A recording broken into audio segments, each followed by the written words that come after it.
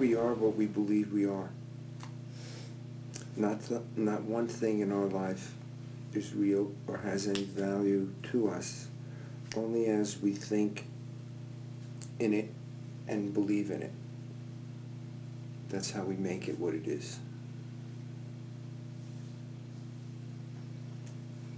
You are what you believe you are. Not one thing in your life is real or has any value to you, only as your thinking and believing has made it such.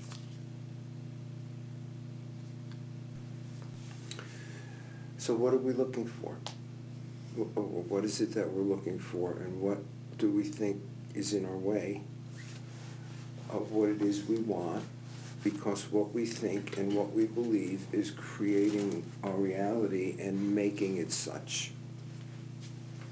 So if we want peace, we look to see what we're thinking is not making us peaceful, and believing that that's what makes us not peaceful.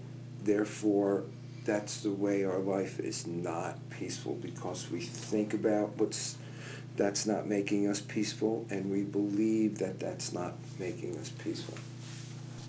If you want to find the divine energy in you, and you believe and think that it's somewhere else, or you think that it can't be where you live, and you believe that, you're creating a separation between where that divine energy resides and where you're looking for it, because of your thinking and your beliefs. So it's important, I guess, to think about what we're thinking and think about what we're believing that we're thinking.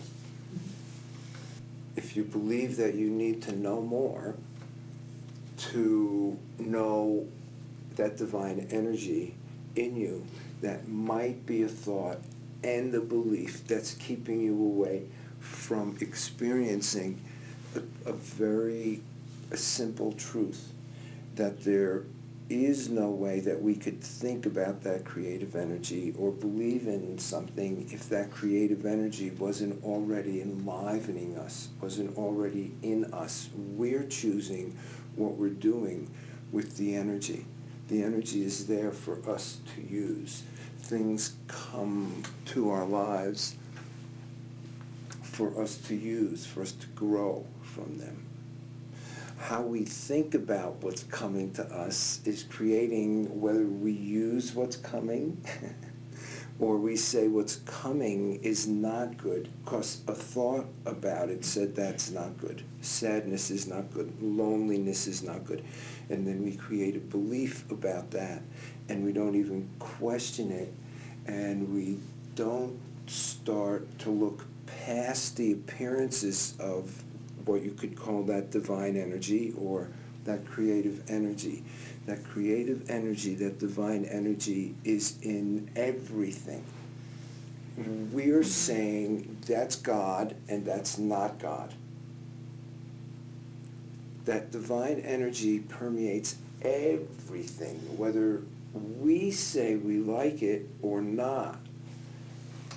And then if we say we don't like it, and actually what's coming to us is something that divine energy is sending to us so we could use to move forward in our lives, and then we keep thinking that's the thing we don't want in our lives, we are missing an opportunity over and over and over again, because our belief is that uncomfortable feelings are not godlike. They're not holy. They can't have divine energy in them because they feel so much the way they feel, and we've been saying so much about those particular feelings in us.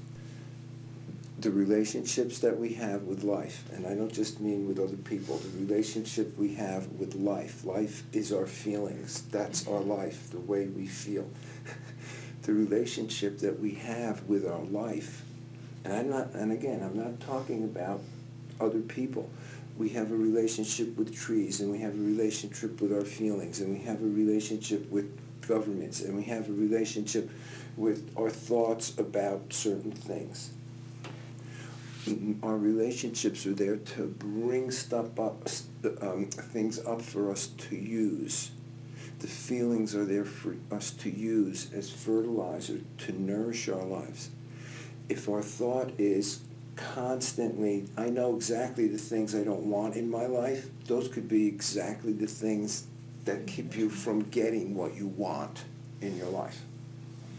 And because you're not using them, you're pushing them away. You're not using them to practice seeing through the appearance of that thing that you're pushing away.